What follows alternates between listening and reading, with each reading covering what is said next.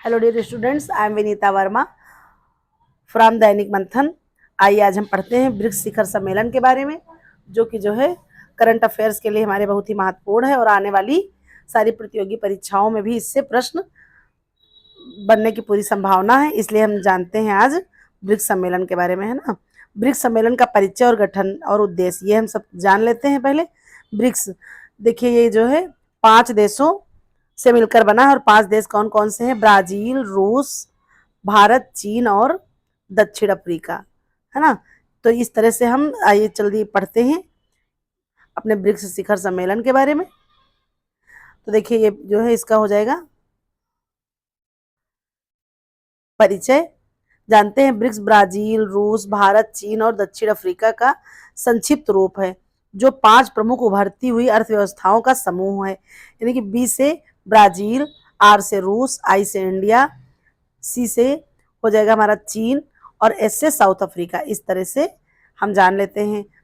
तो ये जो है इन देशों में जो है दुनिया का लगभग ये 42% जनसंख्या है। मतलब इन 5 देशों में समस्त विश्व का लगभग 42% जनसंख्या है। वैश्विक जीडीपी का लगभग 23% हिस्सा है और अंतर्राष्ट्रीय व्यापार का 16% हिस्सा है। इस समूह की औपचारिक स्थापना 2009 में रूस के एकातेरिनबर्ग में हुई थी, लेकिन जो है और यहीं पर सबसे पहले इसकी शिखर सम्मेलन की बैठक भी हुई थी। लेकिन यहाँ पर दक्षिण अफ्रीका कब जुड़ा? तो 2010 में। तो ये जो है मुख्य पॉइंट हो सकता है कि दक्षिण अफ्रीका कब जुड़ा? तो 2010 में ये जुड़ा। तब जो है पहले इसका नाम क्या हुआ करता था? ब्रिक हुआ करता था। और जब 2010 में दक्षिण अफ्रीका या साउथ अफ्रीका कह सकते हैं जुड़ गया, तो इसका नाम क्या हो गया? ब्रिक्स हो गया। ठीक है। फिर देखिए आगे देखते हैं हम इसके बारे में कुछ अन्य चीजें। ब्रिक्स का मुख्य उद्देश्य जो है उभरती हुई अर्थव्यवस्थाओं के बीच आर्थिक, राजनीतिक और सांस्कृतिक सहयोग को बढ़ावा देना है। यह पश्चिमी प्रधान वैश्विक संस्थान जैसे कि आईएमएफ और विश्व बैंक के प्रभुत्व के विरुद्ध एक वैकल्पिक मंच के रूप में उभर कर हमारे सामने आया है। ब्रिक्स का प्रमुख जो है, देख लेते हैं इसकी क्या प्रमुख कार्य है या क्या चीजें इसकी प्राथमिकताएं हैं, हम उसको जानते हैं पहले। वैश्विक सुधार, है ना, इसके महत्वपूर्ण कुछ बिंदु हैं, हम जान लेते हैं। फिर अगला है वित्तीय और विकासात्मक सहयोग। फिर है बहुपक्षीय कूटनीति को मजबूत करना। ये सारी चीजें हैं। फिर आइए देखते हैं जलवायु परिवर्तन और टिकाऊ विकास। ये सारी चीजें इसमें आ जाती हैं। फिर है ब्रिक्स का ऐतिहासिक विकास। ये देखते हैं ब्रिक्स का विकास 21वीं सदी की शुरुआत में प्रमुख वैश्विक परिवर्तनशीलताओं के परिणाम स्वरूप हुआ। इस समूह का निर्माण उन देशों द्वारा किया गया जो वैश्विक अर्थव्यवस्था में उभरते हुए शक्तिशाली खिलाड़ी थे। और ये जो हमारे देश हैं जो ब्रिक्स में सारे जुड़े हुए हैं, 5 देश, ये जो है बहुत ही महत्वपूर्ण जो है भूमिका निभाते हैं वैश्विक अर्थव्यवस्था में। इसीलिए हम जानते हैं। चलिए फिर है प्रारंभिक चरण, है ना। देखते हैं प्रारंभिक चरण में क्या चीजें आती हैं। 2001 में गोल्डमैन सैक्स के अर्थशास्त्री जिम ओनील ने ब्रिक्स शब्द को बनाया, है ना, जिसमें ब्राजील, रूस, भारत और चीन शामिल थे। ये देश अपने बड़े भूगोल, जनसंख्या और तेजी से विकासशील अर्थव्यवस्था के कारण वैश्विक शक्ति संतुलन में महत्वपूर्ण भूमिका निभा रहे थे, है ना। इस तरह से ये चीजें थी। फिर देखिए विस्तार और औपचारिकता के बारे में जान लेते हैं। 2009 में रूस में पहली ब्रिक्स शिखर सम्मेलन की जो बैठक हुई थी, जिसमें इन देशों ने संयुक्त रूप से वैश्विक आर्थिक सुधारों और बहुपक्षीय संस्थाओं में सुधार की आवश्यकता पर जोर दिया। 2010 में दक्षिण अफ्रीका को इस समूह में शामिल किया गया। तो जब दक्षिण अफ्रीका जुड़ गया, इसमें कब जुड़ा? 2010 में जुड़ा। तो इसको क्या कहा जाने लगा? ब्रिक्स कहा जाने लगा। फिर देख लेते हैं ब्रिक्स की संस्थागत संरचना। संस्थागत संरचना देखते हैं ब्रिक्स की क्या होगी। ब्रिक्स की कोई औपचारिक सचिवालय तो नहीं है, लेकिन यह कई महत्वपूर्ण संस्थानों के माध्यम से काम करता है, जो कि इसे एक मजबूत वैश्विक खिलाड़ी के रूप में बना रहा है। फिर चलिए देखते हैं नया विकास बैंक, है ना, देख लेते हैं न्यू डेवलपमेंट बैंक। 2014 में ब्रिक्स देशों द्वारा स्थापित यह बैंक विकासशील देशों के बुनियादी ढांचे और सतत विकास परियोजनाओं के लिए वित्तीय सहायता प्रदान करता है। एनडीबी को जो ये विश्व बैंक और आईएमएफ का एक विकल्प माना जाता है। विशेष रूप से उन देशों के लिए जो इन पारंपरिक संस्थाओं से असंतुष्ट हैं। ब्रिक्स भुगतान प्रणाली डॉलर आधारित अंतर्राष्ट्रीय भुगतान प्रणाली स्विफ्ट पर निर्भरता को कम करने के लिए ब्रिक्स देश अपनी एक स्वतंत्र भुगतान प्रणाली विकसित करने की दिशा में काम कर रहे हैं ये लोग। इसका उद्देश्य अमेरिकी प्रतिबंधों और वैश्विक वित्तीय स्थिरता को जो है सुरक्षित बनाने का ये चीज है। फिर यही जान लेते हैं हम अंतर्राष्ट्रीय रिजर्व मुद्रा। ब्रिक्स देशों ने आईएमएफ की जो है स्पेशल ड्राइंग राइट्स है ना, एसडीआर के विकल्प के रूप में जो है एक नई अंतर्राष्ट्रीय रिजर्व मुद्रा को विकसित करने की संभावनाओं पर भी विचार किया है। फिर देखते हैं ब्रिक्स का प्रमुख उद्देश्य क्या है ना, यानी कि इसका उद्देश्य, ये गोल कह सकते हैं, एजेंडा क्या है। ब्रिक्स का एजेंडा वैश्विक चुनौतियों और अवसरों के जो है संदर्भ में विकसित होता जा रहा है। इसके कुछ प्रमुख उद्देश्य भी हैं। आर्थिक सहयोग। ब्रिक्स जो है ये देश जो है आपसी व्यापार को बढ़ाने, निवेश को प्रोत्साहित करने और उसकी जो है आर्थिक विकास में जो है तेजी लाने के लिए जो है विभिन्न समझौतों पर काम कर रहे हैं। फिर है वित्तीय सुधार, इसको देख लेते हैं। वैश्विक जो है वित्तीय संरचना में सुधार की आवश्यकता पर जोर देना और इसके विशेष रूप से आईएमएफ और विश्व बैंक जैसी संस्थाओं में उभरती हुई अर्थव्यवस्थाओं की आवाज को मजबूत करने का ये क्या किया गया है, प्रयास किया गया है। फिर जो है देखते हैं टिकाऊ विकास। अब देख लेते हैं टिकाऊ विकास में क्या है। जलवायु परिवर्तन से निपटने और सतत विकास के लक्ष्य ना एसडीजीएस को प्राप्त करने के लिए एकजुट रणनीति बनाना, ये भी हो सकता है एक चीजें। फिर है वैश्विक शांति और सुरक्षा। ब्रिक्स विश्व शांति को जो और सुरक्षा के मुद्दों पर एक महत्वपूर्ण खिलाड़ी है। यह देश संयुक्त राष्ट्र में सुधार के वकालत करने जो के लिए भी है और बहुपक्षीय कूटनीति के माध्यम से विवादों के समाधान पर भी जोर देता है। फिर देखते हैं ब्रिक्स की आर्थिक और शक्ति का जो है जो भी चीजें चुनौती हैं वो सारी चीजें देख लेते हैं। ब्रिक्स देश की अर्थव्यवस्था जो है उनके बड़े भूगोल और प्राकृतिक संस्थाओं के कारण विश्व मंच पर एक महत्वपूर्ण भूमिका निभाती है, परंतु इन देशों में भी कई आंतरिक और बाहरी चुनौतियों का सामना करना पड़ रहा है।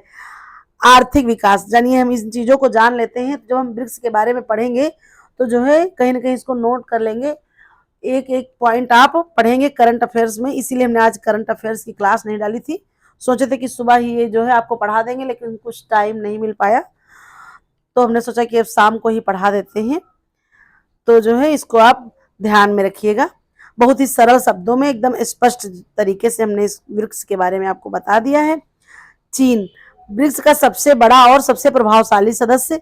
चीन दुनिया की दूसरी सबसे बड़ी अर्थव्यवस्था है। इसके निर्यात उन्मुख विकास मॉडल ने इस वैश्विक उत्पादन का जो है केंद्र बना रखा है ना, ये चीज है।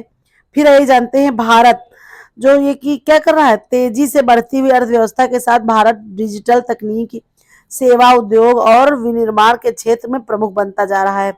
इसके साथ ही यह ऊर्जा और बुनियादी ढांचे में भी व्यापक निवेश कर रहा है। भारत मतलब अपना जो है बहुत ही महत्वपूर्ण भूमिका निभा रहा है हर कार्य में। फिर है रूस। रूस मुख्य रूप से अपने विशाल प्राकृतिक संसाधनों विशेष रूप से ऊर्जा पर निर्भर है। हालांकि पश्चिमी देशों द्वारा लगाए गए प्रतिबंधों के कारण इसे आर्थिक अस्थिरता का सामना करना पड़ रहा है। फिर देख लेते हैं क्या चुनौतियां हैं ब्रिक्स के ना हमारे सामने जो है क्या चुनौतियां आ रही। विकास में असमानता, ब्रिक्स देशों के बीच विकास के स्तर में जो है भारी अंतर है ना, ये चीजें जब होती हैं तो दिक्कतें आती, सामना करना पड़ रहा है, ऐसी चीजें हैं। चीन की अर्थव्यवस्था बाकी सदस्यों से कहीं अधिक बड़ी है और विकसित है, जिससे निर्णय लेने की प्रक्रिया में असमानता उत्पन्न हो जाती है। मतलब जैसे अभी हमारा देश है तो विकासशील है और चीन बहुत बड़ी अर्थव्यवस्था है, तो इस तरह से, लेकिन फिर भी कहीं ना कहीं तालमेल बिठा रहे हैं। फिर देखते हैं आंतरिक राजनीतिक अस्थिरता, ये चीजें जान लेते हैं। ब्राजील और दक्षिण अफ्रीका को राजनीतिक अस्थिरता और भ्रष्टाचार के मुद्दे का सामना करना पड़ता है, जो आर्थिक प्रगति को प्रभावित कर रहा है बहुत हद तक। फिर है अंतरराष्ट्रीय दबाव। ब्रिक्स के कुछ सदस्य जैसे कि रूस और चीन पश्चिमी देशों के साथ रणनीतिक और आर्थिक टकराव की स्थिति में है, जिससे समूह के भीतर असंतुलन पैदा हो सकता है।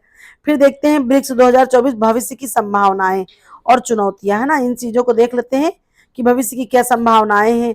ब्रिक्स का भविष्य वैश्विक राजनीति और अर्थव्यवस्था में आने वाले बदलावों पर निर्भर करता है। 2024 में ब्रिक्स शिखर सम्मेलन कई महत्वपूर्ण मुद्दों पर ध्यान केंद्रित करेगा और कुछ चीजें जो है ब्रिक्स की संभावनाएं उसको देख लेते हैं। वैश्विक नेतृत्व की भूमिका, अमेरिका और यूरोप के प्रभाव में कमी के साथ ब्रिक्स देशों के पास एक वैकल्पिक वैश्विक नेतृत्व की भूमिका निभाने का अवसर मिल रहा है ना। फिर देख लेते हैं विस्तार। ब्रिक्स का विस्तार अन्य उभरती हुई अर्थव्यवस्थाओं को शामिल करने के उद्देश्य से किया जा सकता है, जैसे इंडोनेशिया, मैक्सिको, तुर्की और नाइजीरिया। फिर देखते हैं और कुछ अन्य चुनौतियां हैं। वैश्विक आर्थिक मंदी, कोविड-19 महामारी और इसके बाद की वैश्विक आर्थिक मंदी ब्रिक्स देशों को प्रभावित करती है, विशेष रूप से ब्राजील और दक्षिण अफ्रीका जैसे देशों को ज्यादा ही प्रभावित कर रही है। फिर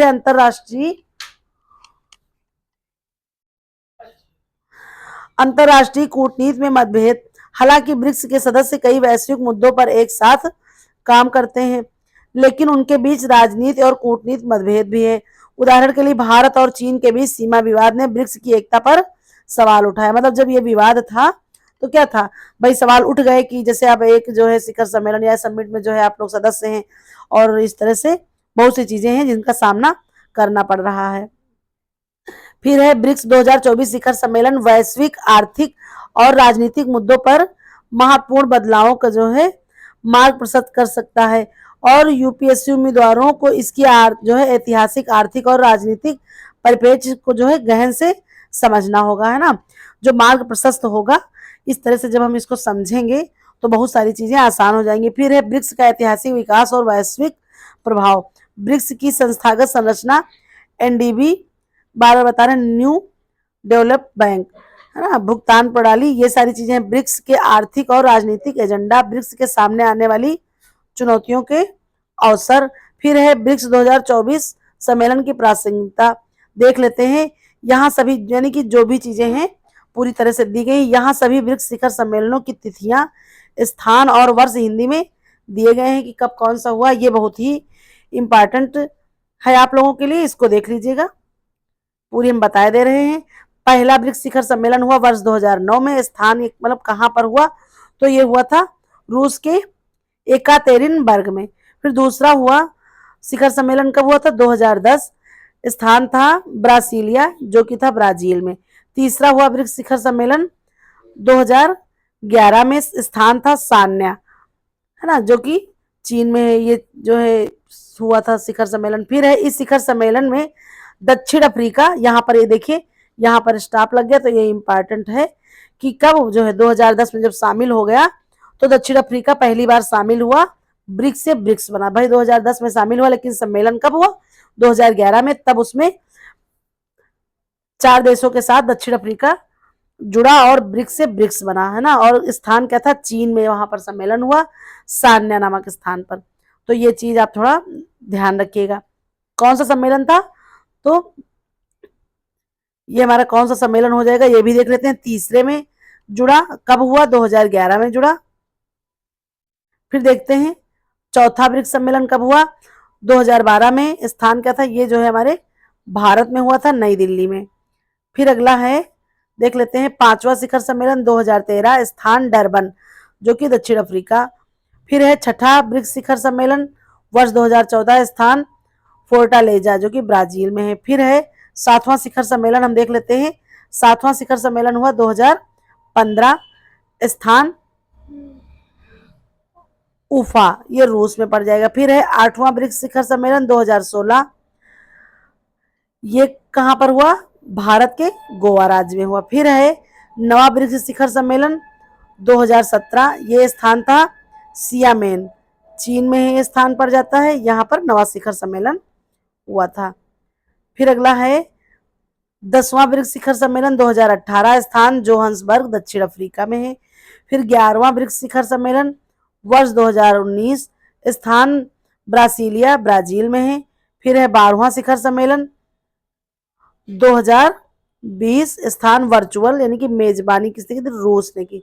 फिर है कोविड-19 महामारी के कारण ये कब जो है हुआ, 20 में हुआ, लेकिन ये जो 19 महामारी आई थी कोविड-19, इसलिए ये क्या हुआ, ऑनलाइन आयोजित किया गया था। मेजबान कौन था, मेजबान रूस देश था। और कौन सा शिखर सम्मेलन, 12वां शिखर सम्मेलन। ये चीज भी आप थोड़ा इंपॉर्टेंट ध्यान रखिएगा। फिर है 13वां ब्रिक्स शिखर सम्मेलन वर्ष 2021, स्थान वर्चुअल, मेजबान कौन था, भारत। फिर अगला है 14वां ब्रिक्स शिखर सम्मेलन वर्ष 2022, स्थान वर्चुअल, मेजबान चीन। फिर है 15वां ब्रिक्स शिखर सम्मेलन, ये कब हुआ, 2023, ध्यान रखेंगे, स्थान जोहान्सबर्ग, जो कि दक्षिण अफ्रीका में है।